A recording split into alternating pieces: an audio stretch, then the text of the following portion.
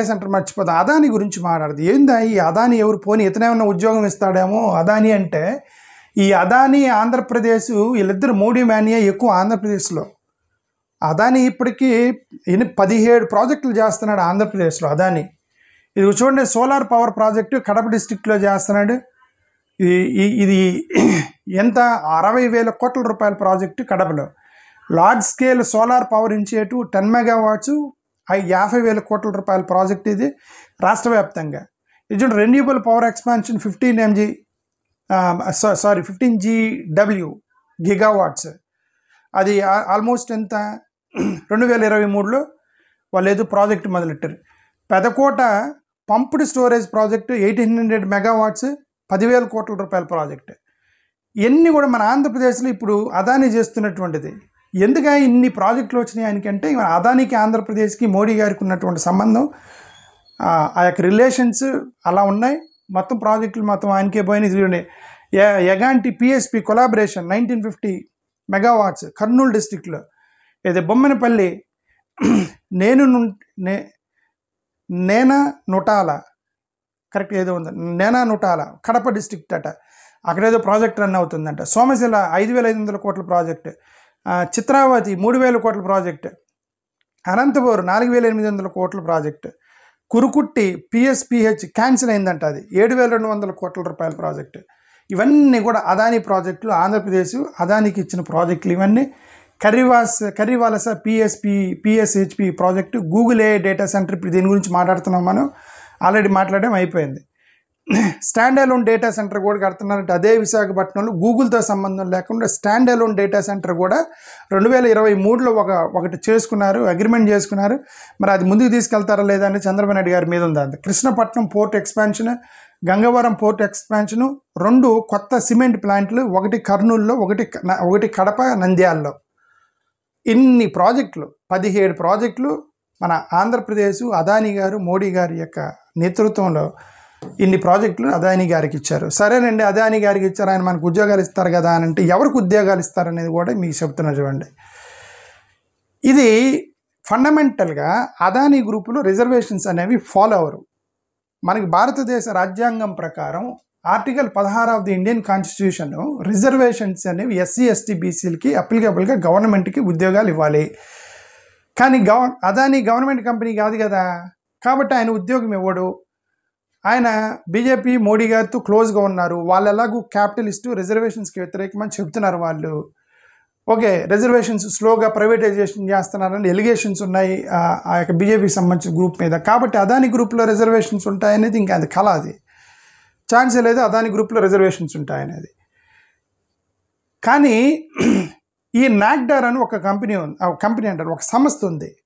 అంటే దీని అర్థం ఇది నేషనల్ ఏదో ఉండిద్ది, నేషనల్ కరెక్ట్గా గుర్తులేదు, నేషనల్ ఎఫిలియేషన్ ఏదో ఉండిద్ది. ఇక్కడ అంటే దళిత్స్ అండ్ ఆదివాసీ అని ఒకటి వచ్చి దళిత్స్ అండ్ ఆదివాసీలకు సంబంధించిన ఒక సంస్థ. వాళ్ళు ఏం చేస్తారంటే ఈ దళితులు ఆదివాసాలకు ఉద్యోగాలు లేవంటే టాటాకి, అదానికి, అంబానీలకి వీళ్ళకి ఫోన్ చేస్తారు.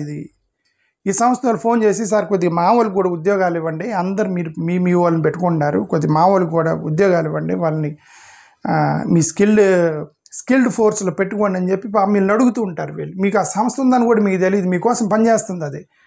వీళ్ళందరూ అదానితో మాట్లాడుతూ ఉండిద్ది, మా ఎస్సీలకు కూడా ఉద్యోగాలు ఇవ్వండి, ఆదివాసీలకు కూడా ఉద్యోగాలు ఇవ్వండి, అందరు మీ వాళ్ళని పెట్టుకుంటారని అడుగుతూ ఉంటారు వీళ్ళు. ఈ దళిత యాక్టివిస్టులు వీళ్ళందరూ కూడా ఏమన్నారు, ఏమంటే అదాని గారు మీరు ఎప్పుడు స్కిల్డ్ లేబర్నే మీరు ఏమంటారు పెట్టుకుంటున్నారని ఒక ఎలిగేషన్ ఉంది అని ముంబైలో ఒక పెద్ద ధర్నా చేశారు రీసెంట్గా. వాళ్ళు 2 ఎలిగేషన్లు చేశారు. ఒకటి, అదాని గ్రూపుల్లో స్కిల్డ్ లేబర్స్ అనేవి డామినెంట్ కమ్యూనిటీకి ఇస్తున్నారు.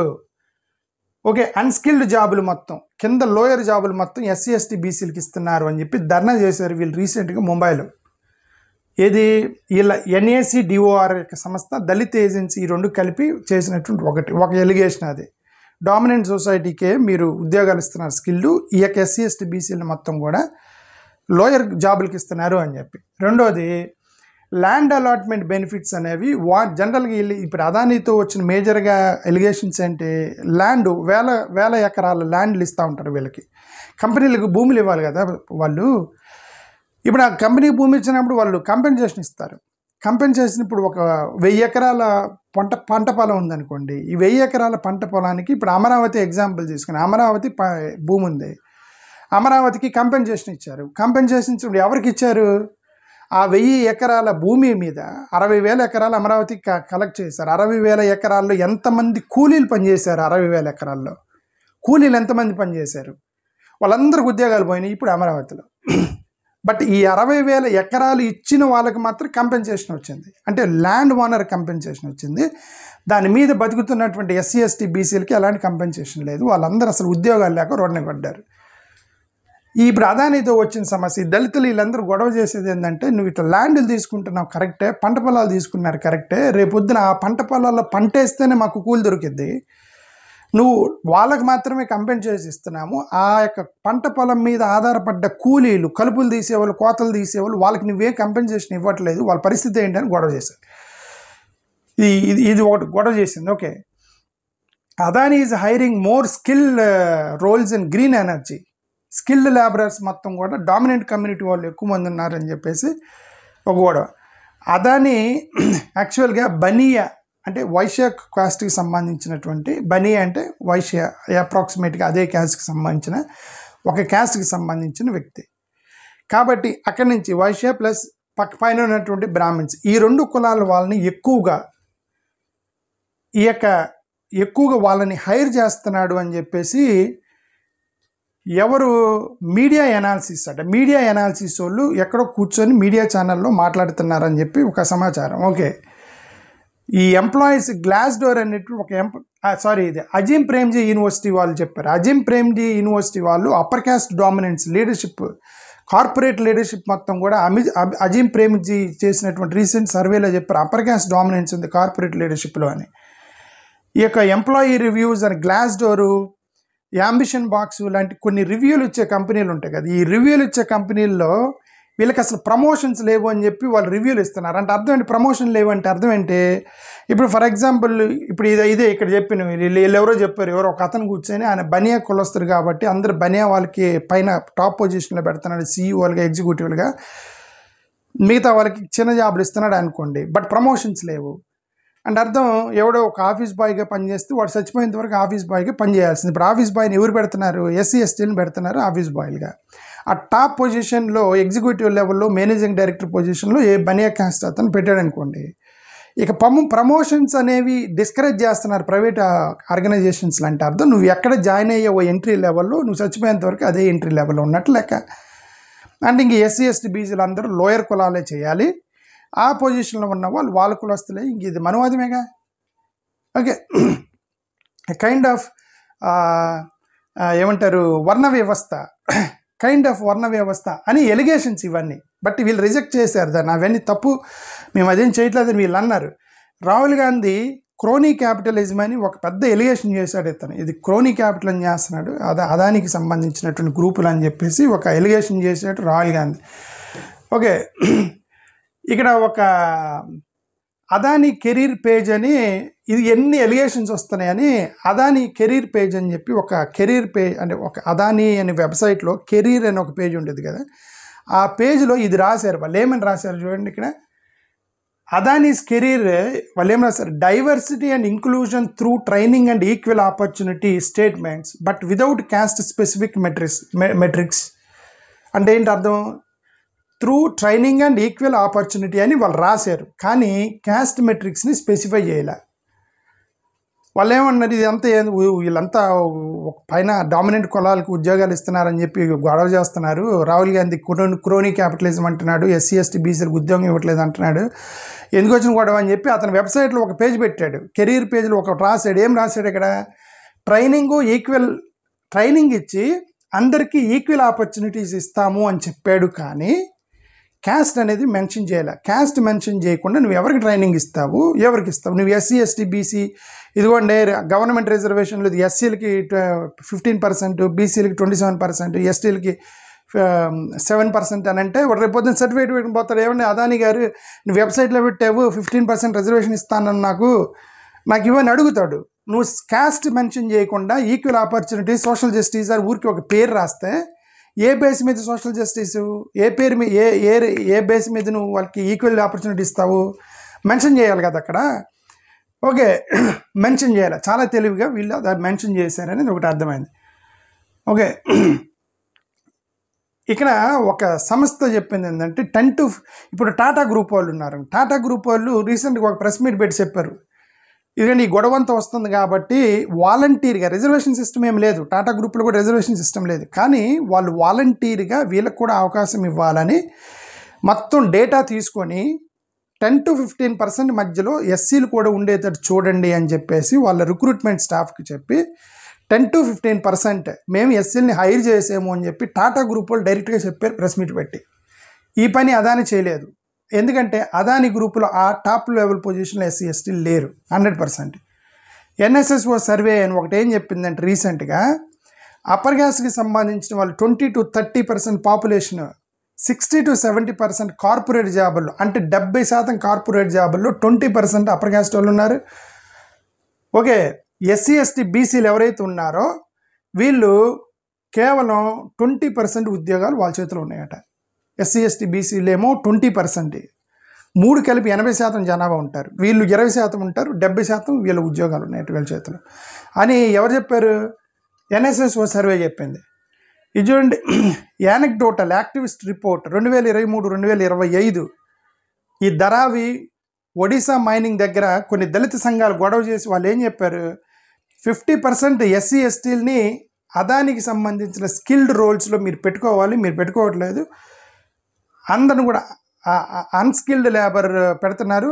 అదాని గ్రూప్ మొత్తం మీద less than 5% అంట. ఎవరు చెప్పారు? దళిత యాక్టివిస్టులు.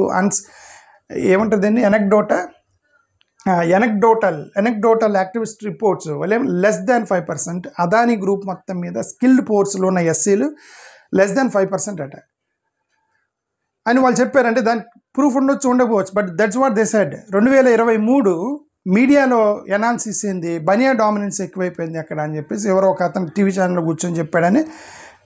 ఈ గ్లాస్ డోరు, యాంబిషన్ బాక్స్ వీళ్ళందరూ కూడా ఏంది ఇంకా అదే చెప్తున్నా, వాళ్ళు ప్రమోషన్స్ ఇవ్వట్లేదని చెప్పి కింద రివ్యూలు ఇస్తున్నారు. ప్రమోషన్ ఇవ్వలేదంటే నువ్వు ఎంట్రీలు ఎక్కడైతే ఎంటర్ అయ్యావో అదే పని నువ్వు చేయాలని అర్థం. సో ఇది ఇలాంటి పొజిషన్లో అదాని వల్ల ఎస్సీ ఎస్టీ బీసీలకి ఏమి లాభం వచ్చింది, ఏం ఉద్యోగాలు ఇస్తారు వాళ్ళు, ఇది ఎంతవరకు ఎస్సీ ఎస్టీ బీసీ పాపులేషన్కి ఉపయోగపడుతుందని తెలియదు ఎవరికి. ఓకే, ఇప్పుడు చంద్రబాబు నాయుడు గారేమో ఇదిగో జగన్ గారి మీటింగ్కి వేల మంది ఎస్సీ ఎస్టీ ఇప్పుడు జగన్ గారి మీటింగ్ ఫుల్గా క్రౌడ్ వస్తుంది. ఎందుకు వస్తున్నారా ఎంతమంది క్రౌడ్ అని అంటే, ఇప్పుడు వీళ్ళందరూ జగన్ సపోర్ట్ చేసే వాళ్ళు ఎక్కువ మంది ఎస్సీ ఎస్టీ బీసీలు ఉన్నారు. ఈ ఎస్సీ ఎస్టీ బీసీలు జగన్ సపోర్ట్ చేసేవాళ్ళు, అందుకని జగన్ రోడ్డు మీదకి వస్తే వేల మంది వస్తారు. అంటే అర్థం ఏంటి, వీళ్ళు ఎవరు కూడా ఆఫీసుల్లో లేరు, రోడ్డు మీద తిరుగుతున్నారని అర్థం. రోడ్డు మీద తిరుగుతున్నారు. జగన్ గారు ఆదివారం పెట్టరు కదా, అది పండగ చూసుకుని మీటింగ్ పెట్టాడు కదా, ఆయన ఎప్పుడు వస్తే ఇదే క్రౌడ్. జగన్ ఇప్పుడు రోడ్డు మీదకి వస్తే ఆ రోజు ఫుల్గా ఆఫీస్ పని ఉన్న రోజులైనా సరే, ఏ పని అయినా సరే ఇంత క్రౌడ్ ఎక్కడి నుంచి వస్తుంది? ఎస్సీ ఎస్టీ బీసీ పిల్లలకి వాళ్ళకి ఎవరికి ఉద్యోగాలు లేవు, రోడ్ల మీద తిరుగుతున్నారంటే ఎంతకైనా నిదర్శనం లేదు. ఎక్కువగా డామినెంట్ క్యాస్ట్లు తెలుగుదేశం అంటే ఎన్డీఏ కూటమికి సపోర్ట్ చేసే వాళ్ళు ఎక్కువ డామినెంట్ క్యాస్ట్లు ఉంటారు. ఇది వైసీపీ వాళ్ళే ప్రచారం చేస్తున్నారు, ఎంటీ సీట్లు ఉన్నాయి చంద్రబాబు నాయుడు మీటింగ్లో అని. చంద్రబాబు నాయుడు సీట్లు ఎంటీ చైర్లు ఎందుకు ఉన్నాయంటే వాళ్ళందరూ ఆఫీసులు ఉద్యోగాలు చేస్తున్నారు. అంతా డామినెంట్ క్యాస్ట్కి సంబంధించిన వాళ్ళు, ఎన్డీఏ గ్రూప్కి సపోర్ట్ చేసేవాళ్ళు, వాళ్ళందరూ ఆఫీసుల్లో మేనేజర్లుగా వీళ్ళ దగ్గర ఉద్యోగాలు చేస్తుంటే జగన్కి సపోర్ట్ చేసే ఎస్సీ ఎస్టీ బీసీ ఉద్యోగాలు లేక రోడ్ల మీద తిరుగుతున్నారని ఇంతకన్నా మనకి బెటర్ ఆప్షన్, ఇంతకన్నా బెటర్ ఇంటర్ప్రిటేషన్ ఏమైనా ఉందా మనకి? లేదు కదా. ఇప్పుడు చంద్రబాబు నాయుడు గారు అరే జగన్ మీటింగ్ ఇంతమంది వస్తున్నారు, వీళ్ళు జగన్ మీటింగ్కి పోకుండా ఉంటే ఏం చేయాలని పోలీసులను అడ్డం పెడితే ఆగరు వాళ్ళు ఎందుకు ఖాళీ కూర్చున్నారు అంతా. చంద్రబాబు నాయుడు జగన్ మీటింగ్కి వెళ్ళకుండా అంటే ఆపాలంటే ఏం చేయాలి? వీళ్ళందరికీ ఉద్యోగాలు ఇస్తే వాడు మీటింగ్ ఎందుకు వస్తాడు, రోడ్డు మీదకి ఎందుకు ఉంటాడు, ఆఫీసులో ఉంటారు కదా వాళ్ళు. చంద్రబాబు నాయుడు గారు మీకు జగన్ మీటింగ్ని ఫెయిల్ చేయాలంటే మీకున్న ఆప్షన్ వీళ్ళందరికీ ఉద్యోగాలు ఇవ్వటం, లేదంటే వాళ్ళందరూ కూడా జగన్ గారు మీటింగ్కి వస్తారు, ఏదో కారణం ద్వారా వస్తారు. ఓకే, అది నాకు ఒకటి అర్థమైంది. ఓకే, సో ఫైనల్గా నాకు ఈ ఎన్ఏసీ డిఓ వాళ్ళు ఏమంటారంటే ఇది అందుకేనండి, ఇది అన్యాయం జరుగుతుంది ఎస్సీ ఎస్టీ బీసీలకి. మాకుగా రిజర్వేషన్స్ ప్రైవేట్ సెక్టార్లో కూడా రిజర్వేషన్స్ బిల్లు పెట్టాలి అని చెప్పి ఒక బిల్ పాస్ అయ్యమని వీళ్ళు గొడవ చేశారు రీసెంట్గా. దాన్ని పట్టుకొని అపోజిషన్ లీడర్ రాహుల్ గాంధీ ఇప్పుడు ప్రైవేట్ సెక్టార్లో రిజర్వేషన్స్ నేను ఇస్తా అని చెప్పి అపోజిషన్ నాయకుడు ప్రామిస్ చేస్తున్నాడు. వీళ్ళని బట్టి వీళ్ళు ఎవరైతే ధర్నా చేశారో వాళ్ళ యొక్క దాన్ని పట్టుకొని ప్రైవేట్ ఆర్గనైజేషన్స్లో రిజర్వేషన్ చేస్తాను అపోజిషన్ నాయకుడు ఆ క్యాప్షన్ పట్టుకొని మీడియా మీదకి వెళ్తున్నాడు, ఎన్నికలకు వెళ్తున్నాడు అతను. ఓకే, ఈ యొక్క కార్పొరేట్ వ్యవస్థలు ఎస్సీ ఎస్టీ బీసీలకు ఉద్యోగాలు ఇవ్వరు. అందరూ కూడా ఇది ఇలాగా అందరూ ఎస్సీ ఎస్టీ బీసీలు మొత్తం ఇలా రోడ్లాంటి తిరుగుతారు ఉద్యోగాలు లేకుండా. వీళ్ళు మాత్రం ఫుల్గా హ్యాపీలు మేనేజర్లుగా అందరూ వెళ్ళి వాళ్ళు ఉద్యోగాలు చేసుకుంటూ ఉంటారు. ఇది ఇంబ్యాలెన్స్ని తీసేయాలంటే ఒకటే ప్రైవేట్ ఆర్గనైజేషన్లో రిజర్వేషన్స్ పెట్టాలి. అదాని అన్ని కంపెనీల్లో రిజర్వేషన్స్ ఇంప్లిమెంట్ చేస్తాను ఇది సాధ్యమైందని నా ఉద్దేశం. థ్యాంక్ యూ, నమస్కారం.